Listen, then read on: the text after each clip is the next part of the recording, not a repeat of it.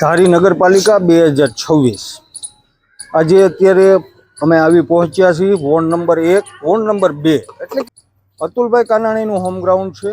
ભારતીય જનતા પાર્ટીના જે ઉમેદવારો ઊભા છે ત્યારે આપણે વાતચીત કરીએ અહીંના લોકોની સાથે કે કેવી પાયાની સુવિધા તમારા પ્રેમપરા વિસ્તારની અંદર છે। પહેલાં તો આપણે સવાલ કરીએ મતદારોને, કેવી પાયાની સુવિધા તમારા ગામની અંદર? પાયાની સુવિધા સારી છે, પાણી, રસ્તા બરોબર ને સફાઈ, અને હમણાં નગરપાલિકા દ્વારા પ્રેમપરામાં સફાઈ કરવા 10 દિવસ છેલ્લા માટે આવે છે। બહુને ગામને બહુ સારું લાગ્યું। સાથે જે આપણે વાત કરીએ કે ધારી આપણે ગીર વિસ્તારના ગામડાઓને જોડતો તાલુકો છે। આ તાલુકાની અંદર આરોગ્યલક્ષી કેવી સેવા છે કાકા? સારી જ છે। સરકારી દવાખાનું તમારા ગામમાં ખરું? હા, કેવી સારવાર મળે છે કાકા? કાયમી માટે સારી જ છે ને। કાયમી માટે સારવાર સારી મળે છે એવું કાકાનું કહેવું છે। સાથે જ તમારા પરા વિસ્તારની અંદર વીજળીની કેવી સુવિધા છે? વીજળીની સુવિધા સારામાં સારી છે, પણ ગટર લાઈનનો પ્રશ્ન છે। મેન પ્રશ્ન એ છે, મેન પ્રશ્ન ગટર લાઈનનો છે। પ્રેમપરા વિસ્તાર કે જ્યાં ગ્રામ પંચાયત હતી, અત્યારે હાલમાં ધારી નગરપાલિકાની સાથે તમે લગભગ છેલ્લા 1.5 વર્ષથી જોડાયેલા છો। વહીવટદાર વહીવટ કરી રહેલા છે અને સાથે તમારા જે ઉમેદવારો વોર્ડ નંબર 1 અને વોર્ડ નંબર 2 જે ઉભેલા છે એમની પાસેથી તમે શું આશા રાખો છો? બરાબર, અમારે આ ગટર લાઈનનો પ્રશ્ન છે મોટામાં મોટો। ઈ સિવાયની પાયાની ઈ સિવાય તમામ બધું રેડી સુખાકારી કમ્પ્લીટ જ તમને હાલે મળી છે। ગયેલી છે। હવે પ્રેમપરાની અંદર ખરેખર ગટરનો જે પ્રશ્ન છે ત્યારે આપણે અહીંના સ્થાનિક રાજકીય આગેવાનની સાથે પણ વાતચીત કરશું।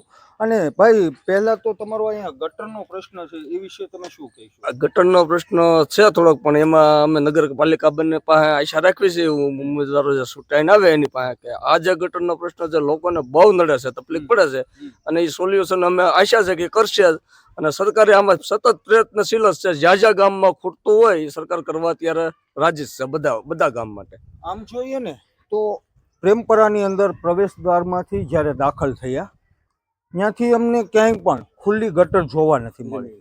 એટલે કે લોકોએ પોતાના ઘેરે, જાગૃત લોકોએ પોતાના ઘેરે ભૂગર્ભ ગટર શોષ ખાડો બનાવેલો છે એવું લાગી રહેલું છે। ગટર અમારે બધે પ્રેમપરામાં લાગત છે ગટર, હું ને બાકીની જે ગટર છે એ નગરપાલિકા દ્વારા આ જે ઉમેદવાર આવી છે એ ટૂંક સમયની અંદરમાં ગટર લાઈન થઈ જાય ખરા। આમ જોઈએ ને તો આપણે કેમેરામેનને કહીશ કે આ બધા દ્રશ્યો પણ બતાવે। આ છે રોડું અને રળિયામણું પ્રેમપરા। પ્રેમપરાની અંદર પાક્કા રોડ અને રસ્તાઓ પણ છે ખૂબ સારી, અને ક્યાંય પણ ગંદકી જોવા નથી મળી તમારા પરાની અંદર।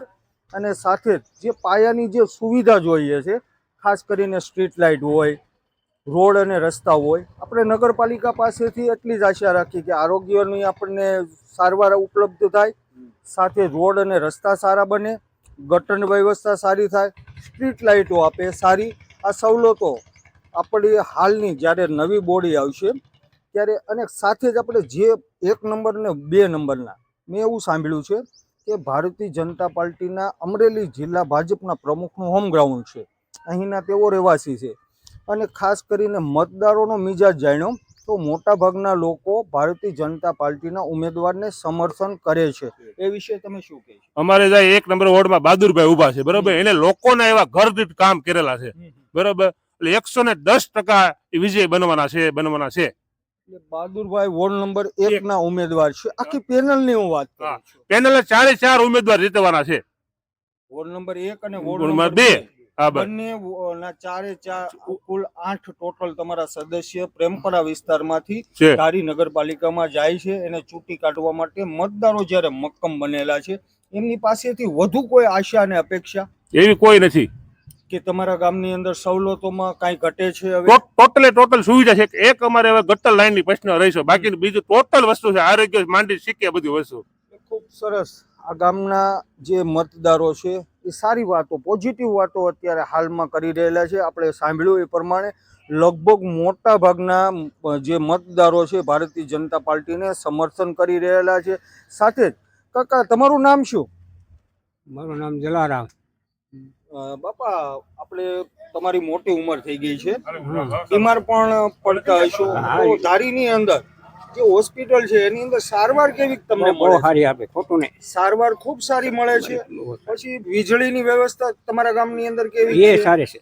પાયાની શું સ્ટ્રીટ લાઇટની વ્યવસ્થા સારી હા, છે એ સારી છે. અંજવાળું સારું. અને રોડ રસ્તા કાકા રોડ રસ્તા સારા છે, પણ આ જે કે છે ગટરની મેન વસ્તુ. ઓનલી ફોર આપણે પ્રેમપરાની અંદર મતદારોની સાથે વાતચીત કરી ત્યારે અહીં ગટર વ્યવસ્થા નથી. હા, લોકો જાગૃત છે. ક્યાંય પણ ગંદકી આપણે ઊભા રસ્તે ગેટની અંદર પ્રવેશ કર્યો ત્યાંથી આપણને ક્યાંય ખુલ્લી ગટર જોવા નથી મળી. અને ખાસ કરીને હવે તંત્ર પાસે તેઓ આશા રાખે છે, ધારી નગરપાલિકાની નવી બોડી પાસે આશા રાખે છે કે તેઓ ભૂગર્ભ ગટર યોજના હેઠળ પ્રેમપરાનો સમાવેશ કરવામાં આવે. પીવાના પાણીની કાકા કેવી વ્યવસ્થા ને છે? પીવાના પાણી બહુ સારું. દરરોજ વિતરણ થાય છે? નહીં, દરરોજ વિતરણ. દરરોજ વિતરણ થાય છે. કેટલી કલાક સુધી વિતરણ એ 24 કલાક, અમુક ઠેકાણે તો 24 કલાક. એટલે ખૂબ સરસ કહેવાય કે પ્રેમપરા ગામની અંદર પાણીની વ્યવસ્થા ખૂબ સારી છે. 24 કલાક જ્યારે પણ નળ ચાલુ કરે છે અહીંના રહીશો ત્યારે નળની અંદર પાણી આવે છે અને ખૂબ સારો પ્રતિસાદ તેઓ ભારતીય જનતા પાર્ટીના જે કોઈ ઉમેદવાર વોર્ડ નંબર 1 અને વોર્ડ નંબર 2 ના ઉમેદવારોને તેઓ આપી રહેલા છે.